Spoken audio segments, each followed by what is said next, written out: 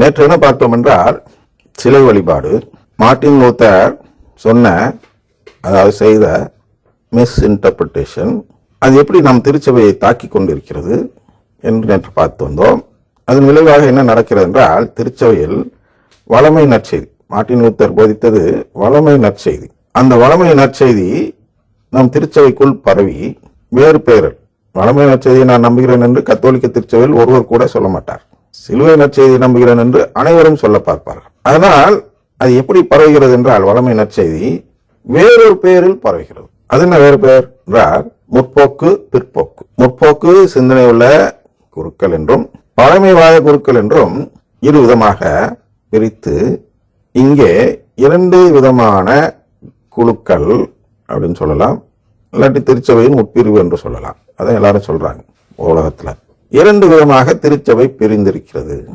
அந்த முற்போக்கெல்லாம் பாத்தீங்கன்னா அதுல எல்லாருமே அதாவது அருங்குடை இயக்கத்தில் உள்ள முக்காவாசி நபர்கள் முற்போக்கு அந்த பிரிவை சேர்ந்தவர்களாக இருப்பார்கள். ப்ராக்ரெசிவ் அப்படின்னு சொல்லுவார்கள். இன்னொன்னு என்ன ட்ரெடிஷனலிஸ்ட் அப்படின்னு சொல்றாங்க, அதை புண்படுத்தாம இருக்கிறதுக்கு.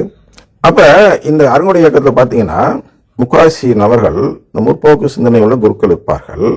ஆனால் இந்த முற்போக்கு சிந்தனை உள்ளவர்கள் அனைவரையும் பார்த்தீர்கள் என்றால் 100% அருங்குடை இயக்கத்தில் இருப்பார்கள். ஏன் இது என்ன இதில் அந்த கணக்கு விட்டுருங்க. அதாவது கணக்கு யோசிச்சு பார்த்தால் அது புரியும். முக்காவாசி நபர்கள் அருங்குடை இயக்கத்தில் முற்போக்குள்ள இருப்பார்கள். மீதி உள்ள கால்வாசி இவர்களும் இருப்பார்கள். எவர்களும் ட்ரெடிஷனலிஸ்ட்னு சொல்றோம் அல்லவா, அதாவது பாரம்பரியவாதிகள், மரபு நம்பிக்கையுடைய குருக்கள் அப்படின்னு சொல்லலாம். இவர்களும் அந்த மீதி கால்வாசியில போறாங்க. அப்ப அருங்குடை இயக்க பக்கமே போவாத குருக்கள் என்று பார்த்தால் மொத்த திருச்சபையில் ஒரு 10% கூட தேருமா என்று தெரியவில்லை. ஏன் இதெல்லாம் சொல்றேன்னா இதே கவலைதான் மாத அடைகிறார்கள். ஐயோ திருச்சபை போகிறது, நற்கருணை நம்பிக்கை போய்விடும் போல் இருக்கிறது என்றெல்லாம் சில இடங்களில் காட்சி கொடுத்து சொல்கிறார்கள். அதனால் நாம் அந்த கணக்கை பார்த்தோம். நாம் விஷயத்துக்கு வர வேண்டும்.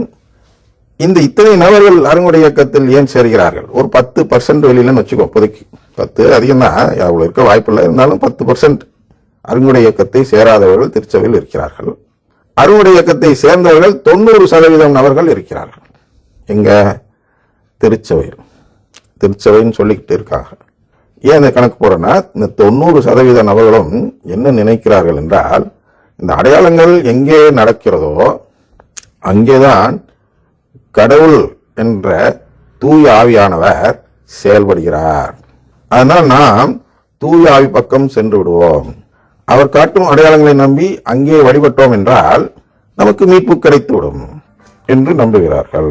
இதனால் அங்கே தேடி செல்கிறார். இதான் முக்கியம். அடையாளங்களை பார்த்து ஒருத்தன் ஏன் போறான்னா அடையாளத்துக்காக போகவில்லை. அடையாளம் நடக்கும் விதத்தில் கடவுள் செயல்படுகிறார், அதாவது அதை ஏற்றுக்கொள்கிறார் அந்த வழிபாட்டை என்று நம்புகிறார்கள். இதுதான் ஒரு பெரிய மிஸ் இன்டர்பிரிட்டேஷன். அப்படின்னா என்ன?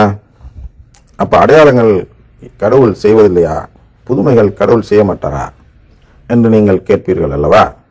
கடவுள் ஏன் புதுமைகள் செய்கிறார் அதை தெரிந்து கொண்டுதான் அந்த அடையாளங்கள் சரியா தவறா என்று பார்க்க வேண்டும். அப்ப கடவுள் புதுமை செய்ய நாம் என்ன பார்க்க வேண்டும்? மேற்கோள் பார்க்க வேண்டும்.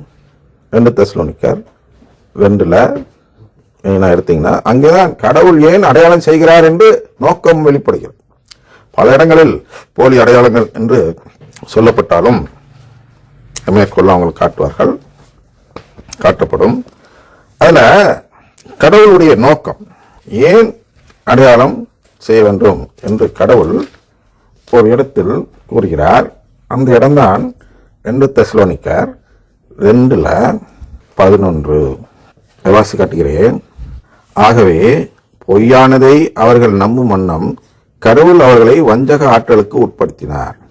பாருங்க, கடவுள் செய்யக்கூடிய அடையாளத்தின் நோக்கம் கடவுள் செய்வதாக இதில் இல்லை, அல்ல சாத்தான் செய்கிறான் என்று வருகிறது. சாத்தானின் ஆற்றலால் ஒருவன் செய்வான். சாத்தான் இல்லை. இது அருங்குடை இயக்கத்தில் இருக்கக்கூடிய ஆவி என்பது சாத்தான் அல்ல. ஆனால் தன்னையே தூயாவி என்று பெயர் வைத்துக் கொள்ளும் அந்த ஆவி யார் என்று பார்த்தால் சாத்தானின் ஆற்றலால் வரும் ஆவி. இதோட தொடர்ச்சியாக நாளை பார்ப்போம்.